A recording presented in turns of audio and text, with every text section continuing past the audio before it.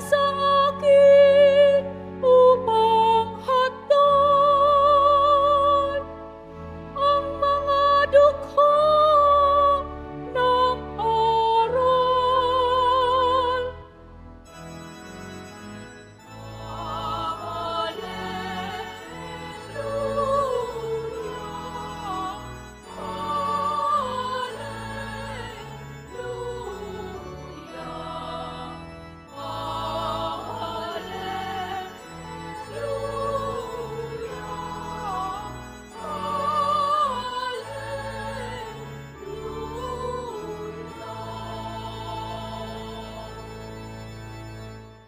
Sumainyo ang Panginoon. At sumayo rin. Ang mabuting balita ng Panginoon ayon kay San Lucas. Papuri sa iyo, Panginoon. Noong panahong iyon, tinanong si Juan Bautista ng mga tao, "Kung gayon, ano po ang dapat naming gawin? Kung mayroon kang 2 baro, bigyan mo ng isa ang wala. Ganyan din ang gawin ng mga may pagkain," tugon niya. Dumating din ang mga publikano upang pabinyag at itinanong nila sa kanya, "Guro, ano po ang dapat naming gawin?" Sumagot siya, "Huwag kayong sumingil ng higit sa dapat singilin." Tinanong din siya ng mga kawal, "At kami, ano naman ang dapat naming gawin?" "Huwag kayong maghihingi kanino man sa pamamagitan ng pamimilit o ng pagpaparatang ng di totoo.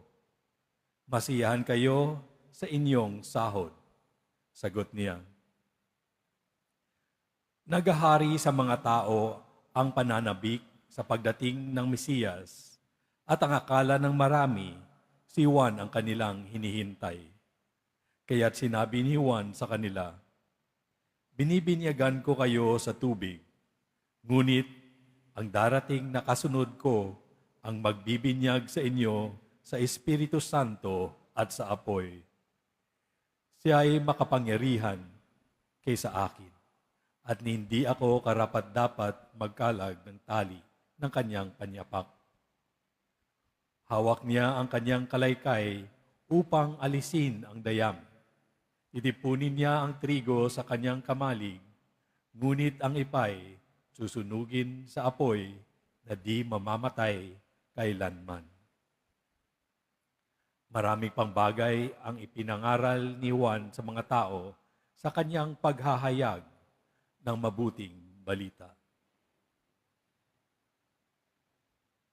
Ang mabuting balita ng Panginoon. Pinupuri ka namin, Panginoong Hesu Kristo. Magsiupo ang lahat.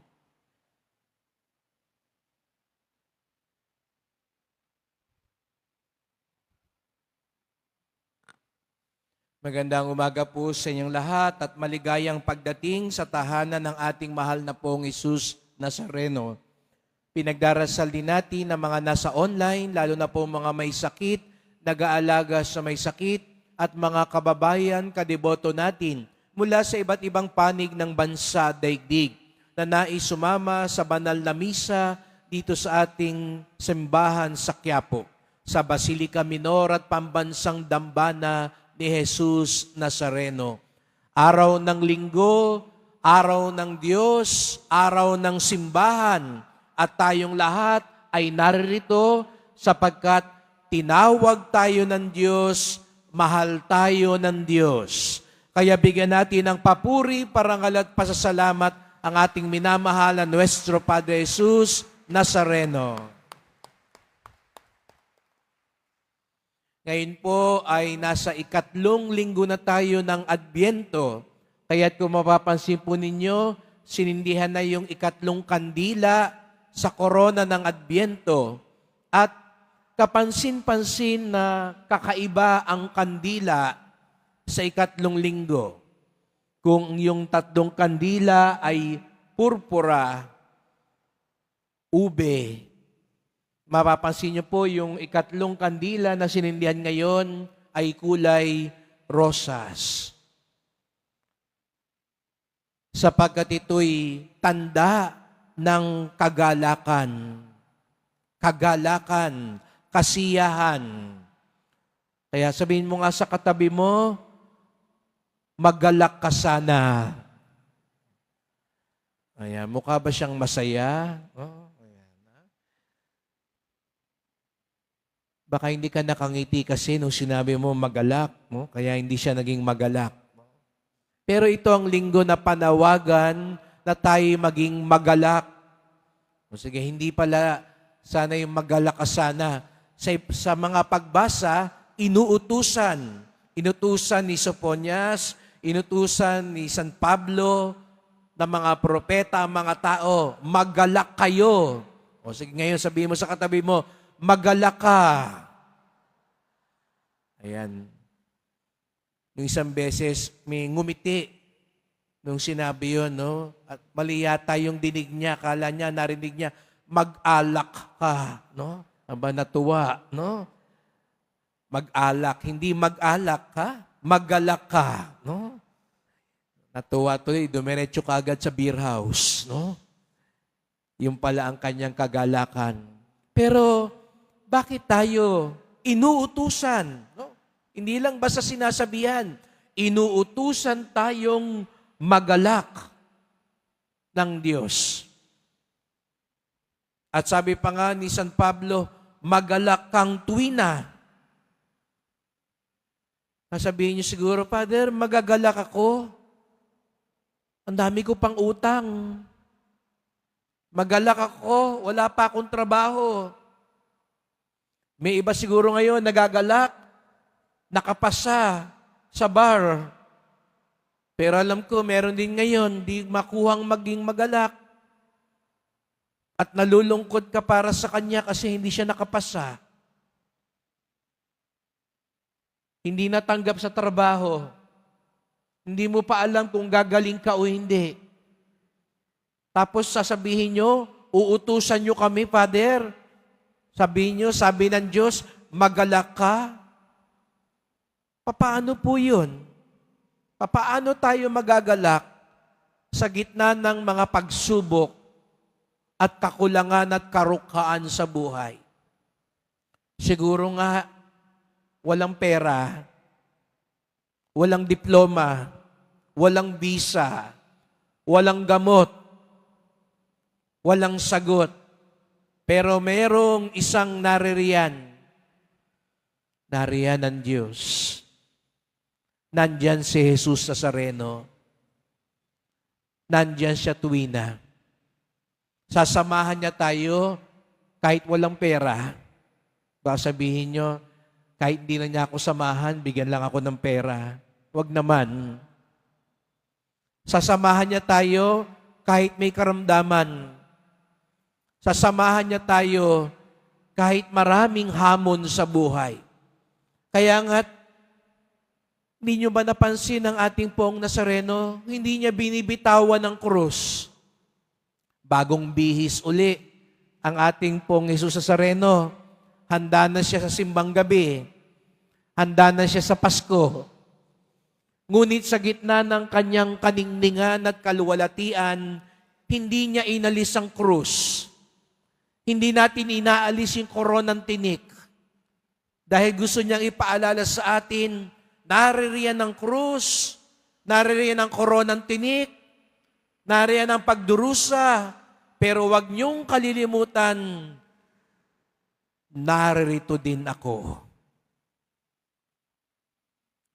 Mga kadeboto, tuwing pumapasok kayo dito sa simbahan ng Quiapo, nananangis, naninikluhod, nagsusumamo, nagtatanong, natatakot, nalulumbay. Sana pag nakita niyo siya, mangusap siya sa inyo at sabihin niya, anuman ang mangyari, kasama mo ako.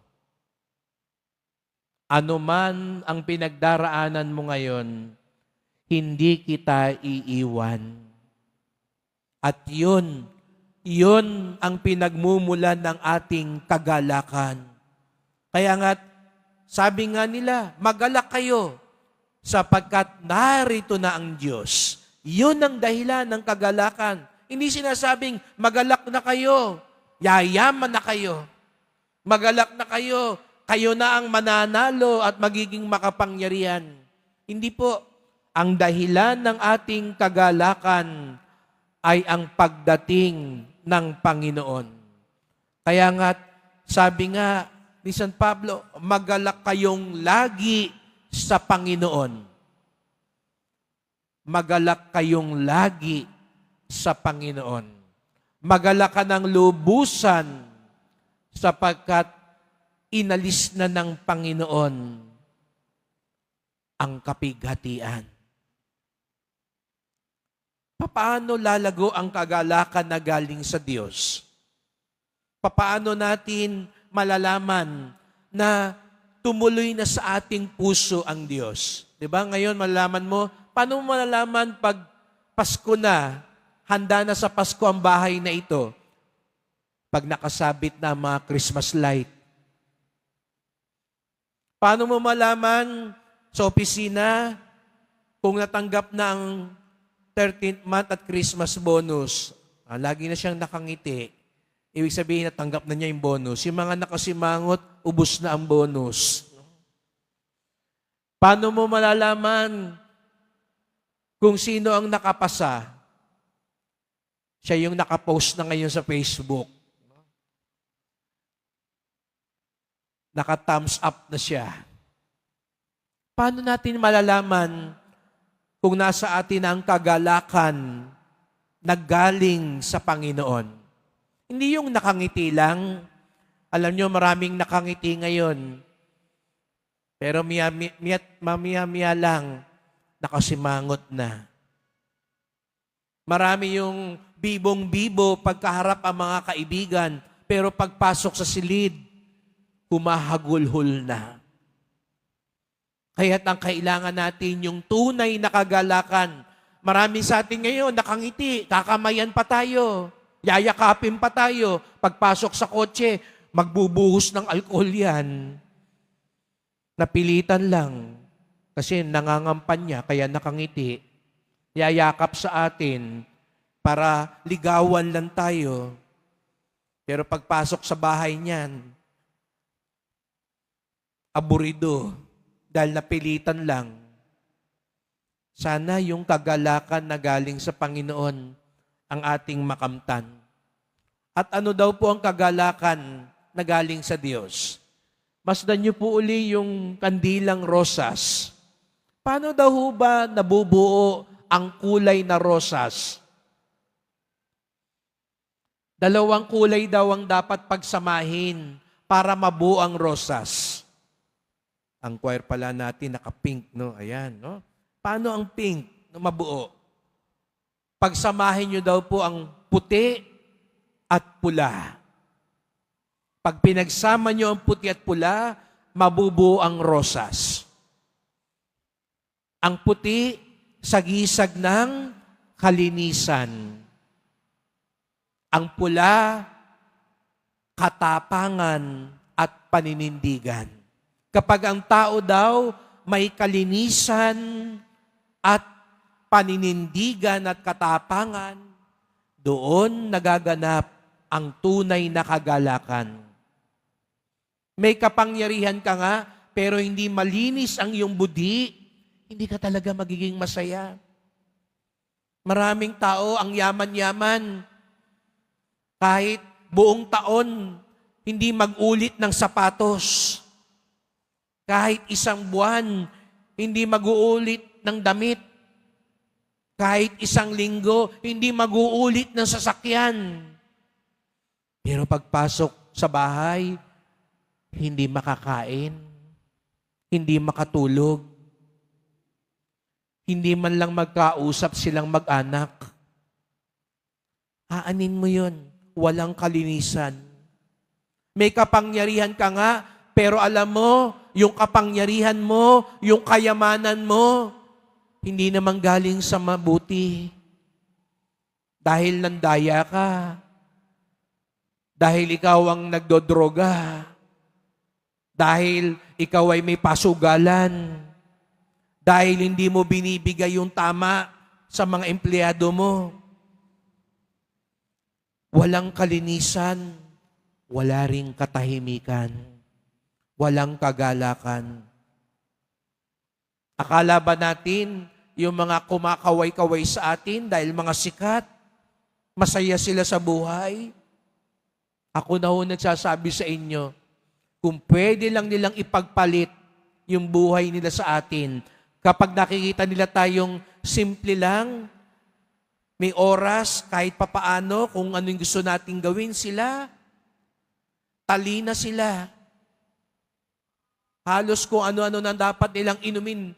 May mga iba sa kanila, hindi makatulog. Iba naman sa kanila, pinipilit hindi makatulog dahil kailangan nilang kumayod ng kumayod.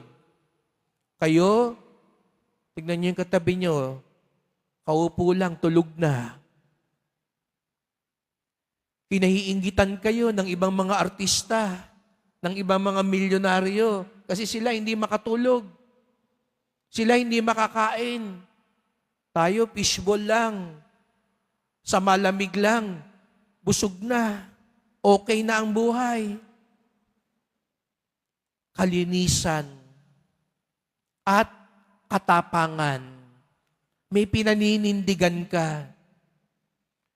Hindi ka lang sumasabay sa agos. Hindi kayong pagpumalakpak ang marami, palakpak tayo. Hindi dahil binigyan ka ng pagkain, sama na tayo.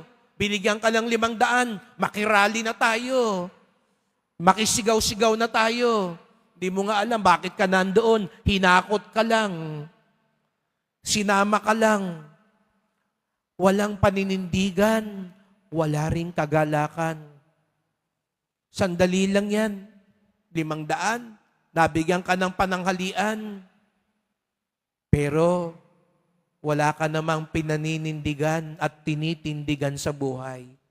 Kaya nga't payo ni San Juan Bautista, maging kontento kayo. Kilalanin niyo kung sino kayo. Tanggapin mo kung sino ka. Panindigan mo. Huwag mong ikahiya kung sino ka. Ang dami nagsasabi mga tao kay Juan Bautista, ikaw ba ang Mesiyas? Kung medyo sira lang si Juan Bautista at kukunin niya yung pagkakataon, total hindi naman alam ng mga tao eh. Oo, ako nga. Aba, di ang dami niyang fans, ang dami niyang followers, influencer si Juan Bautista. Mananalo yan sa eleksyon. Pero anong sabi ni Juan Bautista? Hindi ako. Hindi siya nagpapanggap. Alam niyo mga kapatid, ang isa sa pinakamalungkot ng mga tao, yung mapagpanggap. Ngayong Pasko, huwag ka na magpanggap. Huwag mong ipakita sa kapitbahay. Dapat patunayan natin sa kapitbahay natin, hindi tayo lubog sa utang. Maghanda tayo. Bumili tayo, magsuot tayo ng magara. Ayan, pagkatapos ng Pasko, nadoble ang utang mo. Kasi nagpapanggap ka lang. Ayaw mong patalo sa iba. Nagpapanggap. Nagpapanggap ka pang binata o dalaga. 5 na anak mo. Tama na. Magiging miserable lang ang buhay. Nagpapanggap ka pag uwi tayong probinsya, huwag tayong magpahalatang wala tayong trabaho sa Maynila. Kaya pagdating sa probinsya, bigay todo. Para kang mayor na dumating sa probinsya. Kasi ayaw mong ipahalata na sa Maynila, isang kahig, isang tuka ka lang. Mamatay na sa utang, wag lang sa yabang. Wag magpanggap. Sapagkat ang pagpapanggap, walang kalinisan, walang paninindigan, walang kagalakan. Kaya mga kapatid, sa misang ito yung ipagdasal natin sa mahal na pong Jesus Nazareno. Alam nyo, kahit pasan niya ang krus, kahit may koronang tinik siya, naniniwala ako, puno siya ng kagalakan. Dahil yung ginagawa niya, alam niya, pagsunod sa Ama. Yung ginagawa niya, alam niya, para sa ating kaligtasan. Kaya hindi matutumbasan, Hindi matatalo ng paghihirap ang kagalakan sa puso ng Poong Nazareno, sapagkat alam niya yung ginagawa niya para sa atin at para sa Ama. Puno ng kalinisan, puno ng katapangan, puno ng paninindigan. Kaya't magdasal po tayo ngayon. Mahal na Poong Jesus Nazareno, maraming bagay ang nagnanakaw ng kagalakan sa aming puso at isipan. Hindi po namin maitatanggi sa inyo ngayon. May mga nalulungkot sa amin. Nalulungkot dahil sa mga pagsubok, mga alalahanin, mga kinatatakutan sa buhay.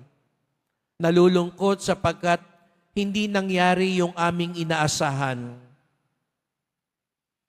Ngunit mahal na Poong Jesus Nazareno, hindi sana ito ang maging dahilan upang mawala ang tunay na kagalakan at kapayapaan sa aming puso. Sapagkat siguro nga po, wala ang ibang mga bagay na gusto namin, pero isa ang tiyak namin na hindi mawawala sa amin. Kayo po yun. Tuwing nagpapakita kami sa iyo, ang lagi mong sinasabi sa amin, ano man nang mangyari, kasama nyo kami. Hindi nyo kami iiwan. Hindi nyo kami pababayaan. Habang pinapasan namin ang krus, sinasamahan at binubuhat nyo rin ang krus para sa amin. Kaya nga, tulungan nyo po kami magkaroon ng kalinisan, katapangan, at paninindigan upang sa gayoy, sa gitna ng maraming mga hamon sa buhay, makukuha pa rin naming tumindig, tumingala, magpatuloy sa buhay sapagkat kayo ang aming lakas at kagalakan. Mahal na Poong Jesus Nazareno, kawaan niyo po kami, basbasan niyo po kami. Amen. Amen.